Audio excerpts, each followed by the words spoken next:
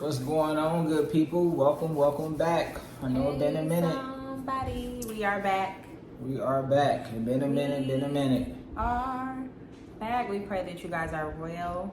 We pray that you're doing well. That's our hope. That's our expectation, that you are doing well, that you are coming closer to God, you're coming into God, that we are receiving revelation from God. We are receiving what our purpose is from God. We are receiving our kingdom assignment in these seasons from God. We just pray all is well. Yes. Hi, brothers and sisters. Welcome back to this with Jazz and RJ. I'm Jazz. This is my husband RJ, and we are built for this. Okay, so today we got a topic for you guys. We're talking about preparation versus waiting. And what we're talking about is marriage. Preparing for marriage versus waiting for marriage. We're going to talk about, the examples, what we have went through and what it takes. And of course, again, how we met and how everything just came together. So with that being said, what we're doing is, I don't know if it'll be like a series or not, but this is specifically to talk about marriage. We're our goal is to reach those singles that are in preparation to marriage or waiting on marriage. Like, that is the point of these videos. So like I said, I don't know if it'll be a series or what, but let's get started. So I wanted to talk about the difference or the understanding of preparing and waiting. I feel like I hear a lot. I ain't gonna say I feel like I hear a lot when people are saying, "Oh, I'm waiting on God for this marriage," or I'm waiting, not understanding. So I'll say things like, "Well, what have you done to prepare? Like, what were the preparations?" And they don't have anything. So with that being said, understanding that preparing for marriage and waiting are not the same. They can have similarities, but they are not the same. So when we talk about preparing, what does prepare mean? So when I think of preparing, I automatically think of, from a wife's point of view, I think of Esther, on how they took, it was like 12 months that they had to prepare. So they was preparing for physical, but preparing means to, when I say prepare, I'm meaning spiritually, mentally, emotionally, and then physically or appearance. I'm talking about all of it. So preparing means that I'm getting myself, God is working on me. God is working on me to get it together for this marriage. That's what preparing is. What I mean when I say preparing.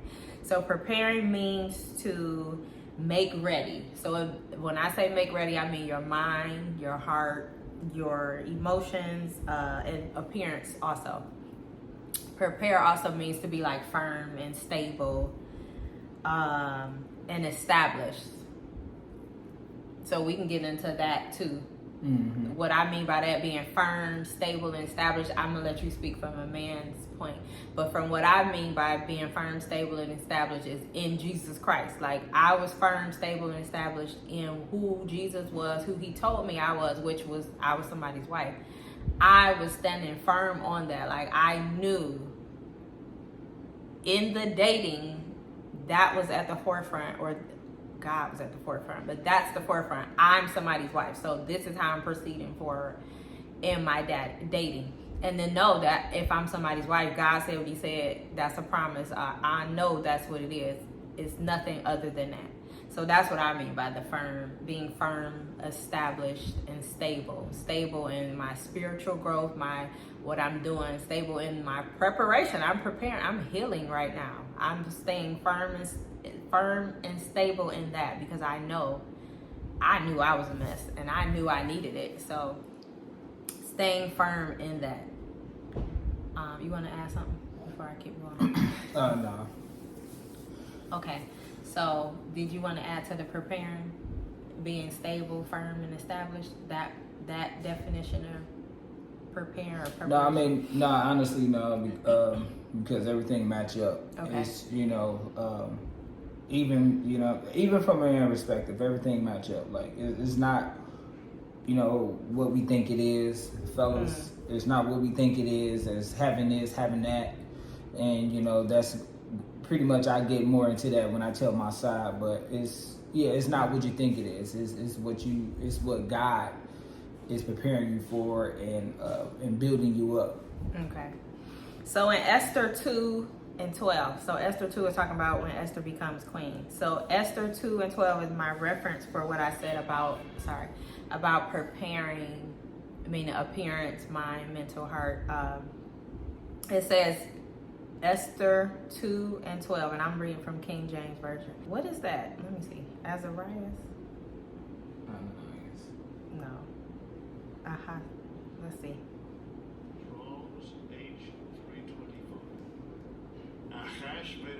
Oh Lord, Ahasuerus.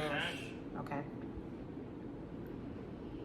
Each woman's turn came to go into King Ahasuerus after she had completed 12 months preparation, according to the regulations for the women, for thus were the days of their preparation apportioned: 6 months with oil of myrrh and 6 months with perfume preparations for beautifying women. And beautifying means purifying. So that's why I say it's still mental, spiritual, like all of that. So beautifying here means purifying.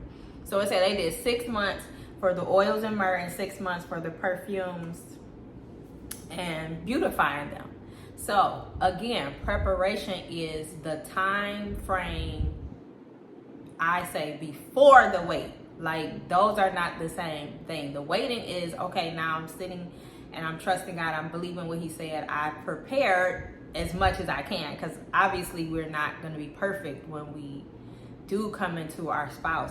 But God is trying to prepare you before. So you're not, because the mess that you are, you can't be that for his child, like coming into his child. And it goes for both sides.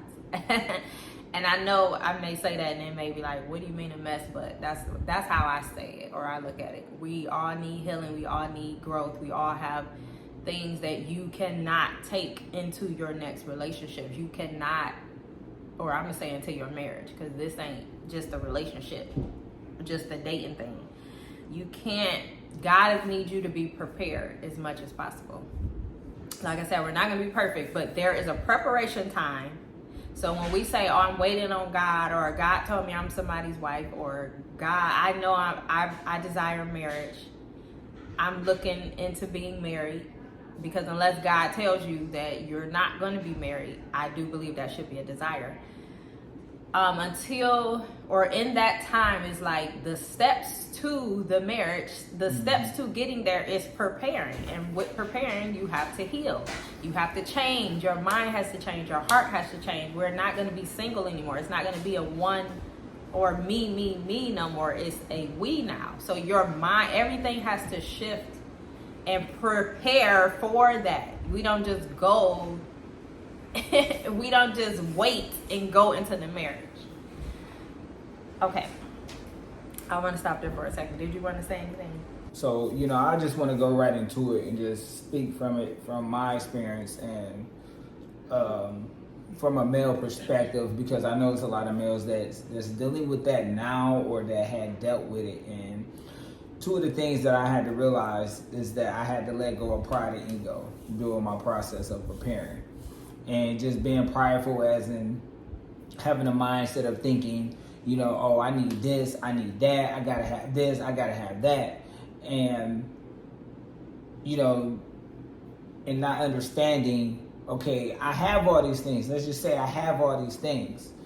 And at the time I didn't understand, okay, so what is the point of, what's the point of being with a woman then if you have all these things, And I wasn't thinking of marriage or nothing like that. I was just thinking like, oh, I want to have this, I want to have that. So when she come into, when she get with me or whatever, she I got a house, I got a car, I got a job, I got, stability, and not understanding that all that is not necessary. Like, again, all that is not necessary, and I'll explain it to you.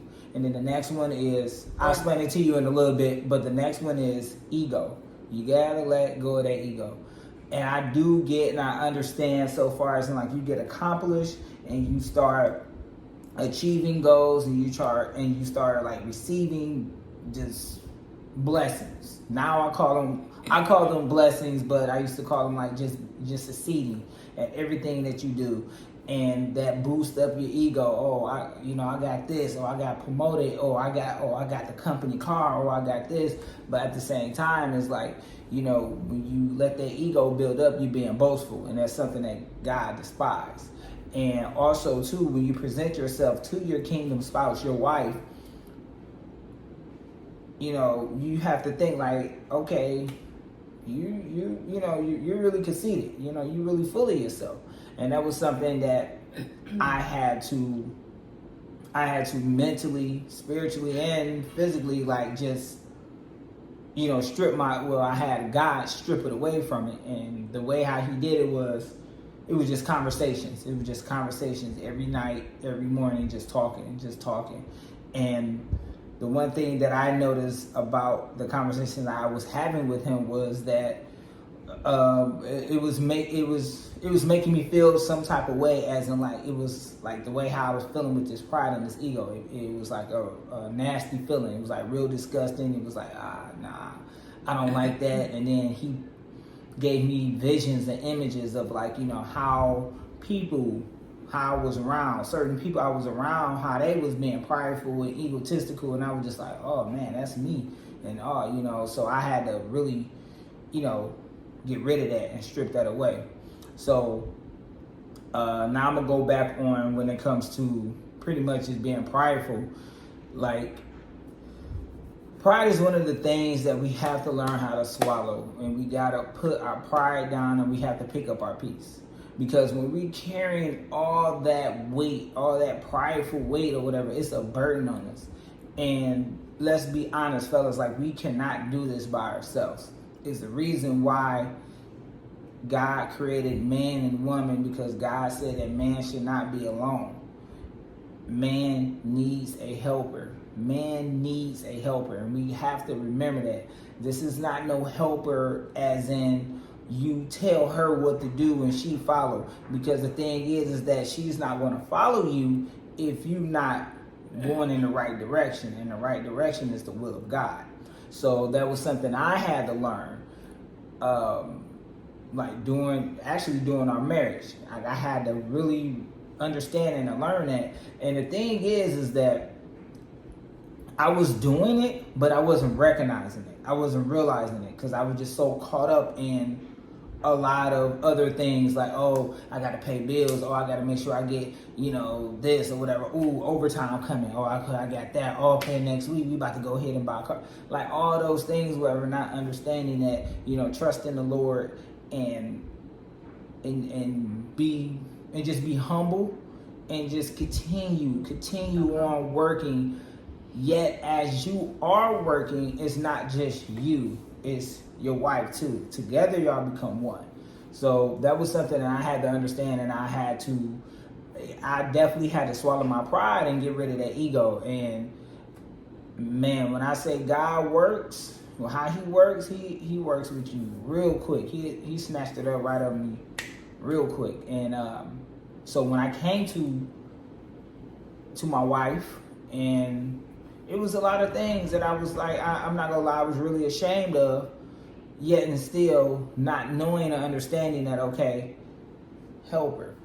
She's here to help you with the things that you cannot do on your own. It's a lot. It's stressful. It's too much.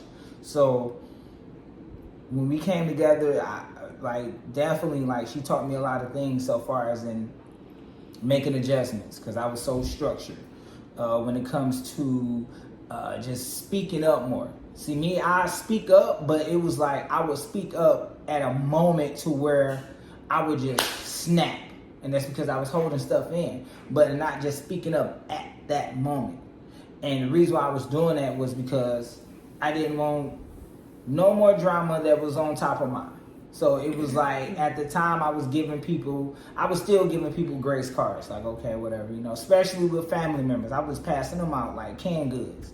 But I was giving them grace cards, whatever. But my wife, she showed me, hey, babe, you got to speak up, because if you don't, it's going to keep going on. And I do understand you don't want no conflict because you got a lot of stuff, but you have to say what you need to say and nip it in the bud right then and there. And that's one thing that well, there's a lot of things I got from the marriage, but to me, like, that was a main important thing that I have got, because when I rage out, it was just like straight to 10 real quick.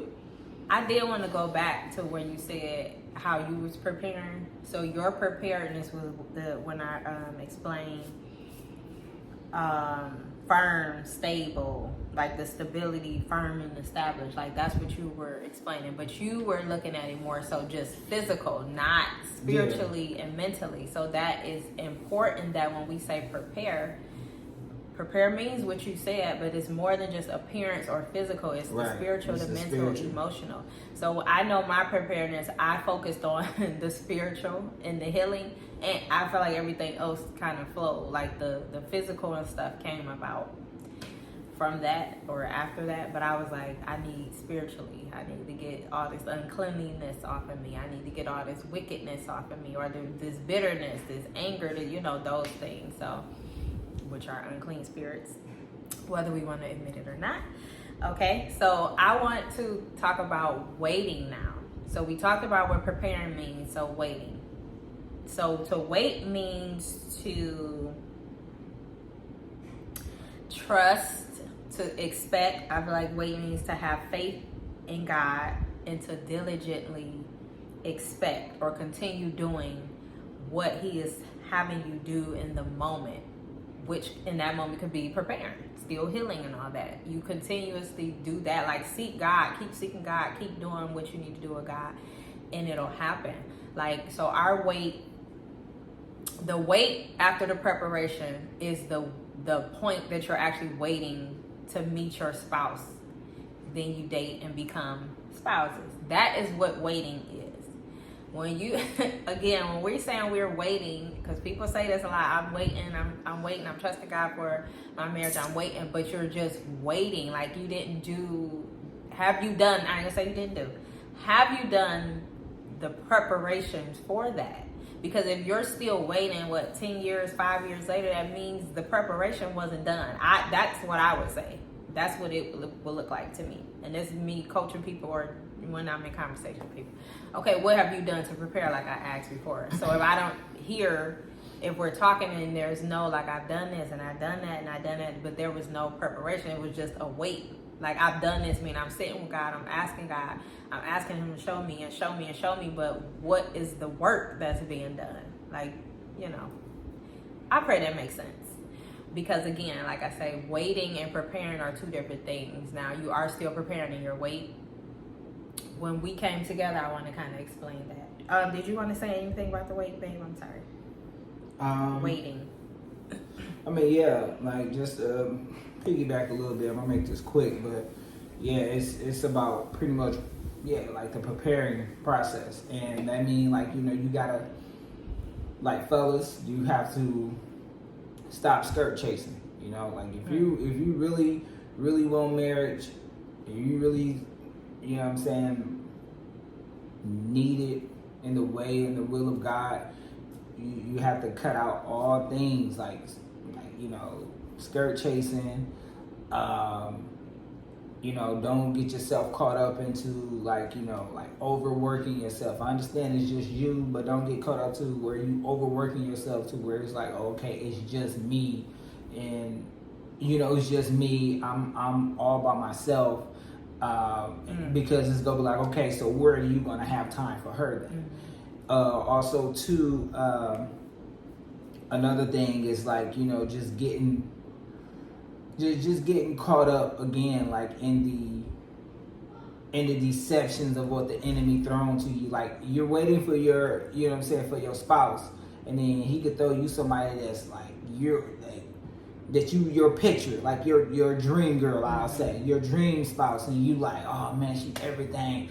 And I'm gonna say this word because a lot of guys like to use it. Oh man, she's beautiful, she's exotic, she's this, she's that, and oh man, she cool, she like me for. you got to be aware of that, because that's just something. That's honestly, that's a temporary quick fix. And I say temporary quick fix is because that marriage is not going to last. Just say you go through with it, it's not going to last for a long time. And you have to understand that when God send you your kingdom, your wife, she gonna be right there, but it's gonna be steps. It's gonna be, Mm-hmm. And this just came to me, like, women, when we're in our weight, or we're in our weight, preparation to wait, don't, and I just pray this come off the right way, don't be so don't be so married to Jesus that you miss your spouse, because that almost happened to me. And what I mean by that is that you're expecting this person to be perfect, really, and that's not, or you just like, oh, he has to be so much like Jesus. Of course he needs to be the likeness of, but that still may not be the case. The work that we've done once we got together, it was a lot that wasn't Jesus like. So what I'm saying is, don't miss it because you have made up in your mind, like you just said, oh no, God told me this, or it has to be like, where you're not making room for God to work, God to move, because I do believe that that's why some people are still single. Some women are still single. They like, oh, I'm married to Jesus, and they done really took on this whole persona, married to, and like I said, I get it, because that's first. Jesus is how I prepared to be a wife. He showed me what it meant to actually love and see love in the way of having a husband and all of those things. So, or what it means to be a spouse, have a husband, a helpmeet, and all that. So don't get so caught up that you miss it. And that it goes for everybody, because you have this mind made up idea, you not letting God move. So now you're hindering yourself, you're hindering the works. And we'll talk about that in another video, where we're talking about how God chose our spouse, or that's what happened with me, my perspective, how I trusted God to choose my spouse, or how we trusted God to choose our spouse. But yeah, I just pray this video is encouraging to someone, again, or to you all wives to be, husbands to be. Again, preparing and waiting they can have similarities, but they are not the same. So I just pray that when we explained it, or it made sense, and it's helpful and it's encouraging. Yeah. Until then, good people, y'all have a good, blessed day, and we'll see you later. See you in the next one. Bye.